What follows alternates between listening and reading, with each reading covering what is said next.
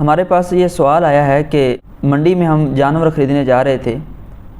راستے میں ڈاکوؤں نے پیسے چھین لیے، تو اب ہم قربانی کریں یا ہم پر قربانی معاف ہو گئی ہے۔ اس میں یہ یاد رکھیں، جب بندہ جانور لینے جا رہا ہو یا گھر لے آیا ہو، دونوں صورتوں میں جانور خریدنے سے پہلے یا خریدنے کے بعد ڈاکوؤں نے جو ہے وہ ہم سے مال چھین لیا، یا وہ جانور جو قربانی کے لیے ہم نے خریدا تھا وہ چھین لیا، چوری کر لیا۔ اب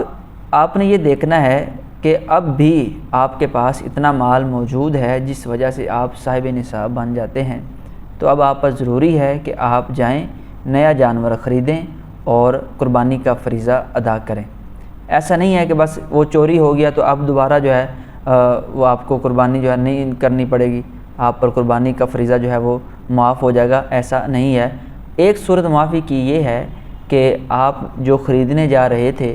یا جو آپ نے جانور خرید لیا تھا، اب بعد میں آپ کے پاس اتنا مال نہیں ہے کہ جو بندے کو صاحب نصاب بنا دے، تو اب پھر نیا جانور خریدنے کی ضرورت نہیں ہے اور آپ پر قربانی کرنا واجب بھی نہیں ہے۔ بہر صورت یہ یاد رکھا جائے، جب جانور